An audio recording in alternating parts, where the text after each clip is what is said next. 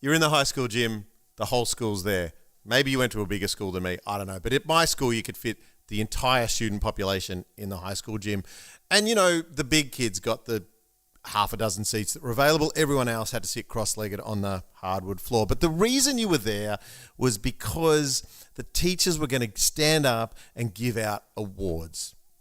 And for some reason, when you're little, you're like, an award! It's a piece of paper with a star on it, a smiley face, and maybe a scratch and sniff sticker. And it says something like, Good Citizen Award.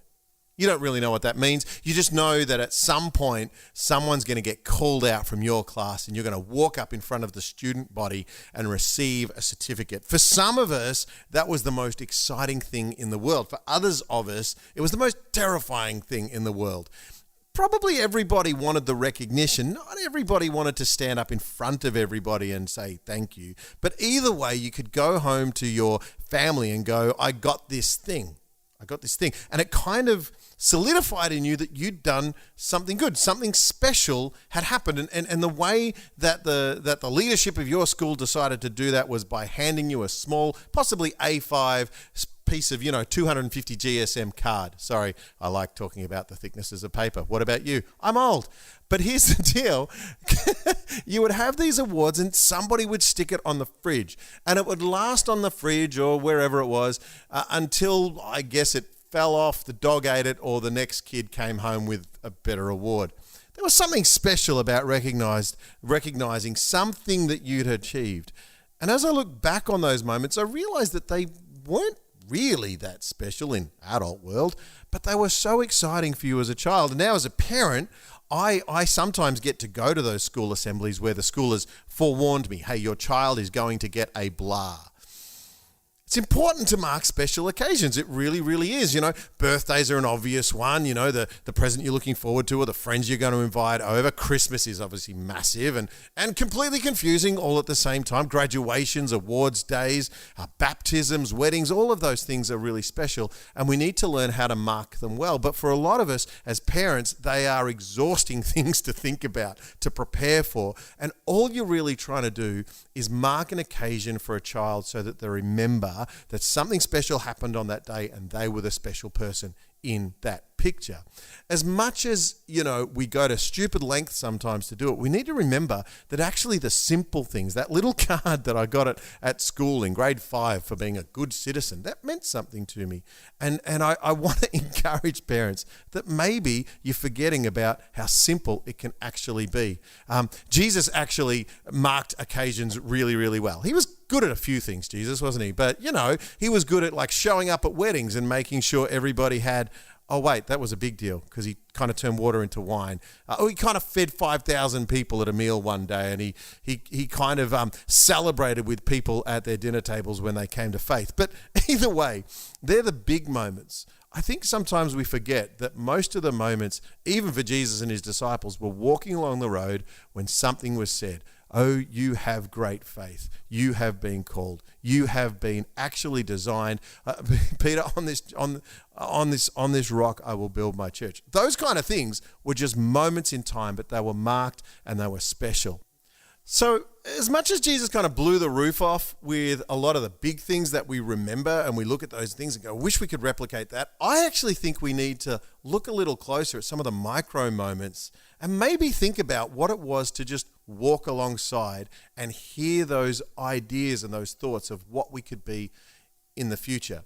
So, as much as Jesus kind of blew the roof off the place with some of those giant things, I think the consistency of what we can learn from him walking alongside with his disciples and other people around him was that there were smaller, simpler things that were done consistently to celebrate who they were and what they were going to be.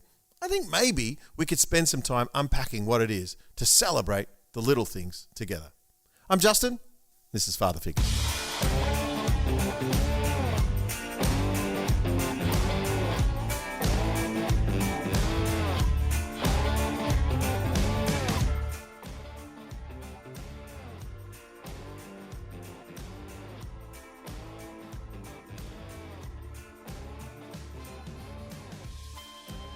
Dear listener, it's been, 2 possibly a week since we last spoke. It might be a month since you last picked up the pod, but we're glad you're with us, and I'm super stoked to have in the podcast spaceship today, Heath, the hairy. Hairy Heath. Yeah, let's roll with that. Hairy Heath. I was trying to make some sort of mystical spaceship sound with it. Yeah. But, Your storytelling. It's just building an image in your mind, isn't it? Right. You can see the spaceship when I go, ooh, Or a ghost. or a ghost. Or just Yep. a A weird old guy making a whistling noise. Okay, over to the sound effects guy, Heath McSullivan in the house. Best special event that you remember from your childhood? What do you reckon? Oh, great question, isn't it? Best special event as a child. It's going to sound ridiculous. The first thing that comes to mind is I think it was probably my maybe 10th birthday party. Yeah. And at the time, my parents were building a granny flat in the backyard for my grandparents to move into, and they'd sunk all the holes for the footing. They'd done all the holes. And I'm getting excited already. I'm getting excited. Don't get too excited. Come on. But I remember Mum and Dad hiding all these chocolates. All the friends came around and hid chocolates down these holes. Yeah. But nobody had long enough arms to be able to get them. So was it a prank? Well, we ended up trying to find the smallest, skinniest kid that we could lower down into the footing holes in the ground. And I think I'm just We thinking buy of various. the parents at pickup yeah, time. Mum and Dad coming out, and there's us holding onto a set of legs with a kid halfway down a hole, trying to get the little mini Mars bar out. Hey, that's my memory. Wow. What So about- hang on, is it a special memory because that was just a silly thing that happened? I mean, I remember the party. I remember having Yeah. lots of kids over, and Yeah. you know, when you're 10 and you have your friends over to your house for Yeah. your birthday was a pretty big deal. Yeah. But that's something I remember that happened. Yeah, it's interesting, isn't it? Because you're not necessarily remembering the present you got No. or the special cake that Mum made. No. You're remembering the event that happened within the event. Yeah, It's correct. the little things. And it was you know what it's like as a kid, when you're sort of almost proudly showing off your The hole my house. dad, Yeah, the hole my dad dug. the kid, I mean, 10-year-old Bet boys. you your dad couldn't dig a hole this Hey, big. well, that's it. 10-year-old boys obsessed with holes in the ground. And especially when there's a lolly in the bottom of it. Oh my goodness! I've Like- just come up with a new gardening technique. That's great. Hey kids, I need the. We need to Need dig the a hole. paddock. We need to dig a hole. Dig a hole. For you, what springs to mind when you think about? I feel really bad right now because if my parents are listening, I feel really bad because I no specific memory comes to mind. So either they neglected me a lot more than I realised, or I've just been blessed with with a Every terrible event memory. was special. Every Yeah. event. I do remember. I think we've talked before about, for me, my strongest childhood memories are the moments where Mum and Dad included me in the adult thing they were Yeah. doing. Going to the special meeting or the concert or whatever. I remember having friends over and building the BMX jump. Yeah, I don't know if you ever tried building the BMX Oh yeah, jump. totally, all the But time. you got to do it, and you got to do it with the most oddly shaped bricks possible to Yep. make the ramp thing as Didn't- unstable as Yeah, possible.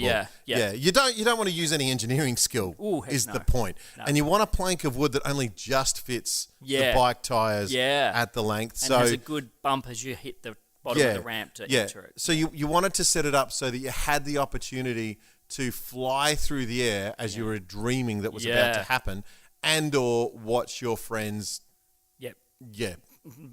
basically hurt themselves yeah. as the bricks went from under the Yeah, plank yeah. And whilst it they just fell lost the flat. front wheel off the great. yeah. So I remember things like that. I remember those sorts of things. And I'm sure they must have been birthday parties. And I remember that Mum had that cookbook that everyone had that had the cakes in it. Was it the Women's Weekly? Oh yeah, birthday yeah, cakes? yeah, it was. You had to have the Women's Weekly birthday cake book. Yeah. And as I recall, and forgive me, Mum, I don't remember, but I feel like you didn't love making birthday cakes. Yep. There was, amongst other parents, you realise now, because you've been a parent for a while, that there is a little bit of a competitive edge to the cake making Yep. propaganda that goes on at birthday parties. But yeah, I remember asking for the train cake. Oh yeah, right. Okay. I don't know if I ever got the train cake. but in your mind, you had it. Yeah. Yeah. And we definitely would have had. This is terrible. I feel like a bad child right now. But I guess that's kind of my point, is that for different personalities, right, we go to all this effort to create special moments for our kids. And I don't know, my general thesis is it's not necessarily the big marquee moments that we think are going to be the big marquee moments. So when I go back then and think, what was maybe another special time that wasn't your birthday or something like that with the parents? I think the other one that springs to mind is like a family holiday where we hired a camper van, like what would it have been, one of those Mitsubishi L300. Oh, come on. But a camper van. We had a Mitsubishi version. L300. Yeah, but the camper van version. Oh, the camper van. And we drove from, I remember we ended up in Magnetic Island. So I don't, though, remember driving from Melbourne to Can I make a joke about Townsville. how it was just really magnetic and that's how you found it? Would that be bad? Would that be poor? that would. Yeah, okay. Well, I won't make that joke then. But I got a strong memory of going on that holiday, and my auntie lived in the Gold Coast, so that was a little stopping point. But I feel like we just drove for 2 days straight, got to the Gold Coast, probably stayed overnight, felt like a week to me now. Yeah. Drove another 2 days straight to Townsville. Yeah. And then caught the ferry across and visited Nana and Pa on Magnetic Island. Oh, my word. But that's a strong memory. Now, I don't... You could put the word Odyssey in front of that one. Oh, my goodness, That's great. I think it was a 2-week holiday is my vague memory. Yeah. And when probably mum or dad listen to this podcast, they'll remind me that, no, we actually flew. And I'll be like, no, we didn't, we drove. No, didn't we swim across the strait to get to... But, that's an event that is etched in my mind. Yeah. As a family holiday, And again, can you imagine now putting kids in the car and driving for 4 days to get to a destination? Well, I can, but 4 hours and it's a disaster. I can, but it's causing me, a lot of PTSD already, and you haven't even done it. So these special events then that we struggle and strain to think about, how do we celebrate them? For me, we've got 2 birthdays coming up. We've got the twins' birthday coming up. Wow. Boy and girl, for those Well, that's 2 birthdays right there. 2 birthdays right there. And so we've had the conversations over the years of how do you celebrate. Yeah. Do you remember we were talking to Cal in previous podcast, and he was saying you can't just call them the twins; they're individual people, and you got to treat them that way, and that's true. So they're turning 8. But you just did call them the twins, didn't you? Yeah, I did, and I will continue to because I'm old and it's hard to change habits. So and what Cal said, whatever. Who's he? Cal's going to come in here and slap me. Cal. Yeah. But we've got those 2 coming up. So essentially, we wrestle with how do you have 2 individually unique experiences for the children? Does it matter? All of that. And then we've got our second child is turning 16. And 16 is kind of a bit of a marquee age in our culture. So I don't know if you do that. 16, 18, 21 are kind of the numbers that kind of matter at those pivotal moments. My child turned 16 on Saturday, so please don't tell me that because I really haven't organised You've done very nothing, much. haven't you?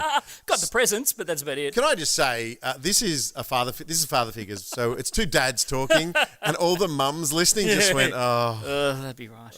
Yeah. It'll be me on Friday night ringing Shannon. Yeah. So Ocean's birthday tomorrow. Yeah. What were you thinking? Yeah.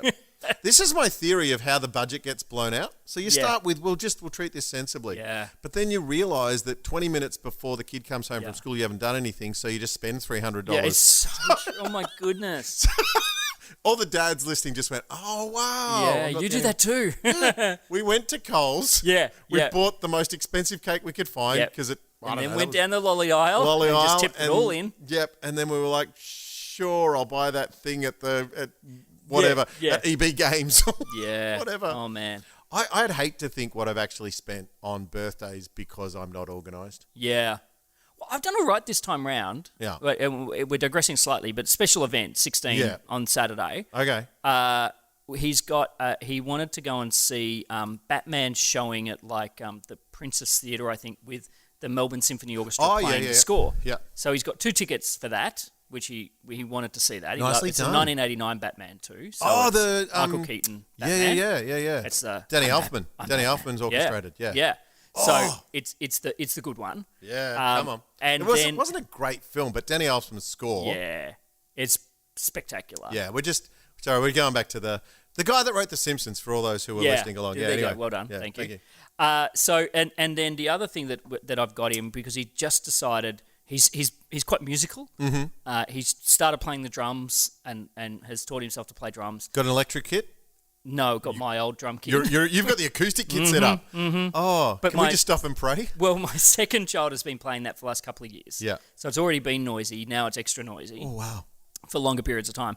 But he's also started playing guitar. Nice. And he's only got my old acoustic guitar. Yeah. So I've gone out to eBay, I went out to Marketplace and bought an electric guitar and a little PV guitar amp. Dear listener, can we just stop for a second and replay what my darling Heath just said, which was, I went out to Facebook Marketplace. And that's where I was wondering, where's the Marketplace? It was 4 a.m., wasn't it? And you were like, I got to get a guitar. I'm not paying full price. It's like, I'm going out. Where should we go, kids? Yeah, let's go to Marketplace. Let's go online. It's, what is it, Michael Scott's famous line in The Office of, can somebody ring the people from YouTube? They need to come and film this. It's like, so anyway. So you went out. Good for you. I'm just proud that you got out of, I've got out of the house. bedroom. You went to the dining room to go to Marketplace. Yeah. No, but then I had to go and pick it up. Oh, you did? That's the thing. And was it as advertised? Yeah, pretty good. Oh, well done you. Yeah, both of them were. But two separate locations. Okay. So there's a bit Sorry, of you went somewhere involved. for the strings and somewhere for the guitar? No, the guitar and the amp. Oh, the guitar and the amp. You've got a little PV guitar amp. So. PV. I can't Beautiful. handle PV. Yeah, when it's $50 or something. No, it's good. It's good. I'm happy. Oh, so anyway, that's a special event coming up this weekend that we'll celebrate. And you've got 3 birthdays. Yeah, we've got 3 birthdays, and they're kind of significant in that the twins are still at that kid age where, it's the Seinfeld bit. We gather their friends and tell them these are your friends. Yeah. and at 16, it's more existential. Who are my friends? Yeah. It's so true. It's more of it can cause a lot of anxiety for the child. And so that's the other thing we're always navigating is special events create different feelings for different children. So for a couple of my children, it's like, this is the most exciting thing ever.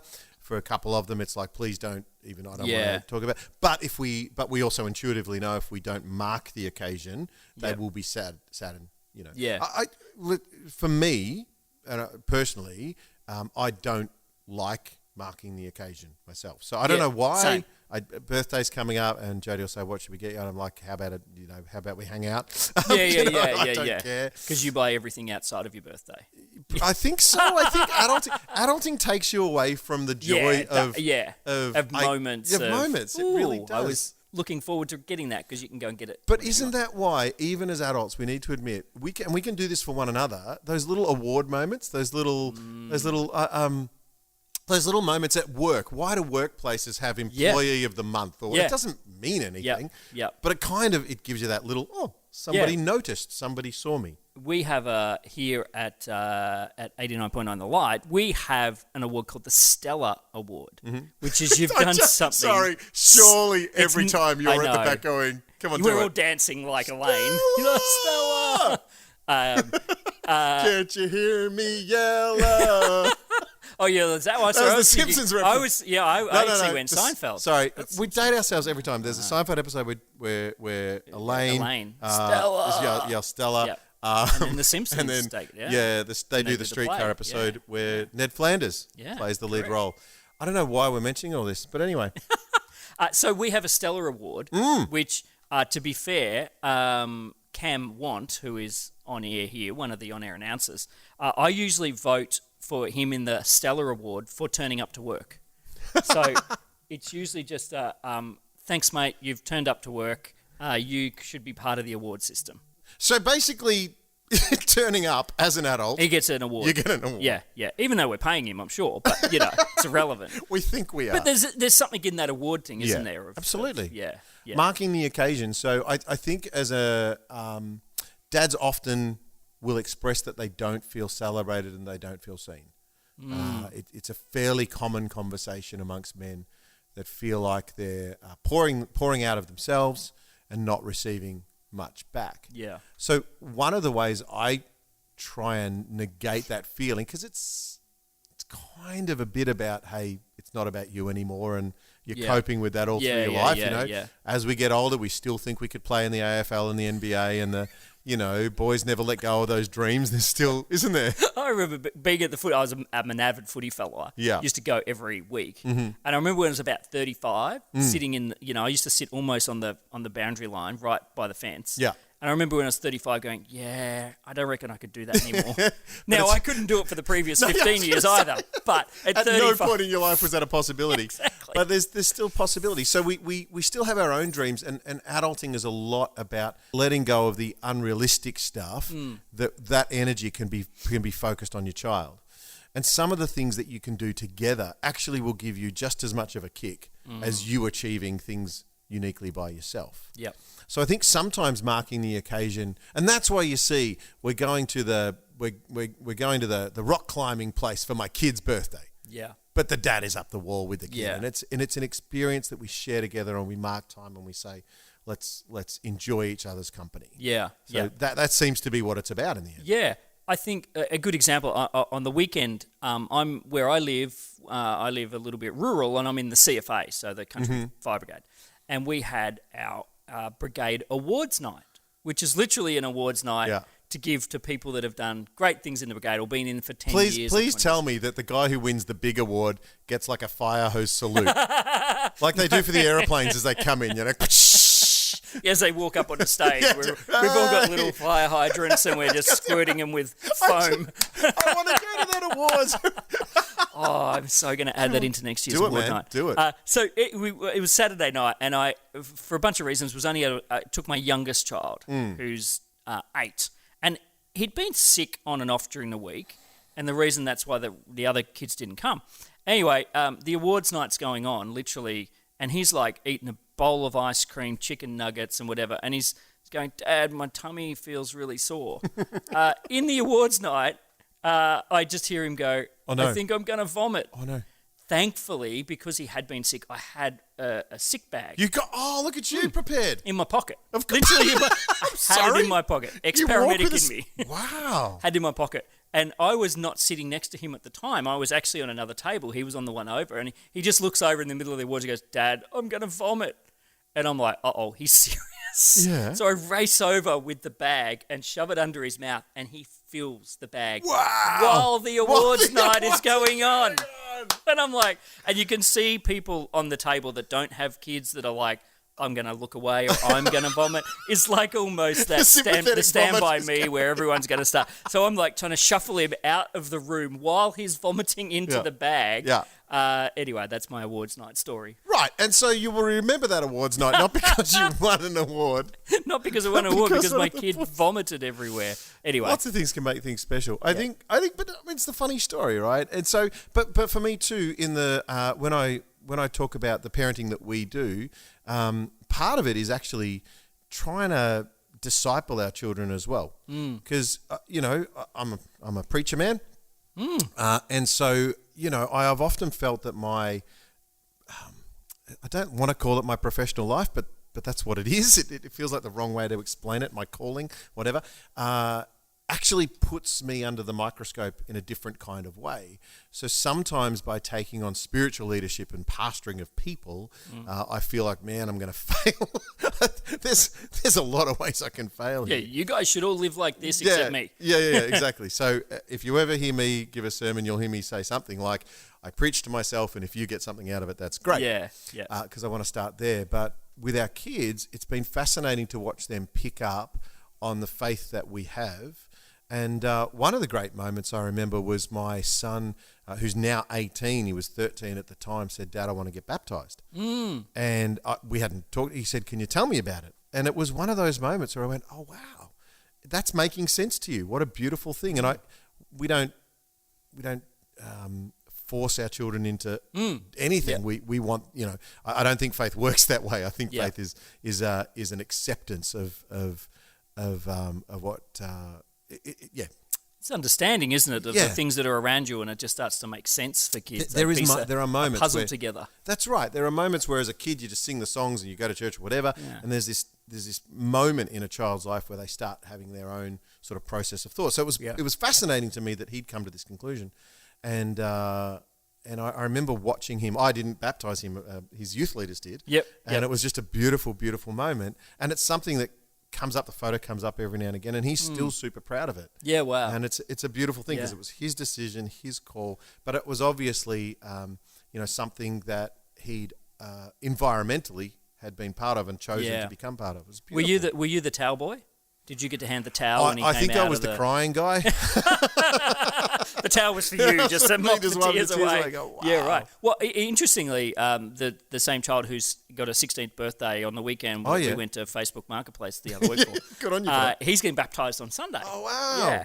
And I'm sort of nervously standing around going, so am I going to be the towel boy? Do I get to be the towel guy? Is he going to, when's that going to be offered, But no word of it so far. No. So, and again, his youth leaders will do the baptism as well. But yeah, similar thing, how, talking about these moments of special events. It'll be one he remembers. And I keep coming back to the long walk in the same direction. Something that we're challenging ourselves with in this conversation is, guys, start talking. Start talking about parenting, how it feels, and don't just... It's so easy to figure out where we failed. That's kind of simple. Just ask anyone. Ask your child, where have I failed you this week? They'll tell you. They'll have a list. It'll be on their phone, but they'll have a list, yeah. But I want parents, and especially dads, to start talking about what it is to lead well, and to feel like there are good things. And it's not always that you got the birthday present right or whatever. Sometimes, I've done the panicked, I forgot and I don't have a thing, and, it ends up being something fun that they pick on me for. But it's a connection for them. Oh, Dad, you don't even, the classic is, of course, you don't even know what we get for Christmas until Christmas Day. I'm like, yep, that's because your mum's amazing at it. Yeah. And I stay out of the way. Yeah. But it becomes part of the narrative that is a connection point for us. Yeah. I think one of the things which I'm sitting here thinking about it, I'm going to go home and ask 16-year-old Ocean this question when I get home, which is two things. How do you want to celebrate your birthday on Saturday? And how do you want to celebrate your baptism on Sunday? It's the best way to do it. I'd never thought of it until sitting here now going, oh man, that seems like the bleeding obvious, doesn't it? As a parent, how do we ask them, what do you want in this moment? Yeah. What's the best way we can celebrate this with you? I had a very anxious teenager recently, and just a couple of nights ago, and I thought of all the things I could do in the moment to talk him through it. Yep. And then it was like a little God moment where it was like that little nudge. It's like, just go for a drive. And so we got in the car and we drove, and you're driving. I don't have a plan yet. I don't know what we're doing yet. And we drove past a car wash. It might have been like 10:30 at night. Yep. Because he couldn't sleep. Went past a car wash. I said, "Do you want to wash the car?" He goes, "Yeah, all right." Because I have this memory of Dad letting me use the high pressure hose. The high pressure hose. Fantastic. High pressure hose, and I thought, how simple is that? Yeah. Let's go. Cost you $2. Let's just go use a high pressure hose. Yeah. And by squirting the car with water and soap, we got to talking. Yep. It was the thing that allowed me to not have the direct eyeball to eyeball. Yeah. Tell me how you're feeling and let's fix that. Yeah. Because I can't. That's the point. Let's go and make a moment of this. And I guarantee you that those moments will be remembered often more than which cake you made for the birthday party or whatever. Because sometimes Christmas is the highest pressure day of the year. Yeah. Where the kids are aware that the parents are... Yeah, the expectation is enormous. And so the parents are stressed about whether the kid's happy with the present, whether the in-laws are happy with the way you visited, whether you got to the right home and did the right thing. Everyone's just hanging out for Boxing Day, let's be honest. Yeah, that's right, yeah. Yeah. Are we there yet? Let's sleep in. Yeah. But those moments are super, super important. And I am reminded of the way that Jesus walked alongside with his disciples, and they did ask dumb questions like, who's the greatest amongst us? And he would say things like, the least of you. That's who the greatest is. Who's going to get this job or that job? And Jesus would often say, just keep walking alongside.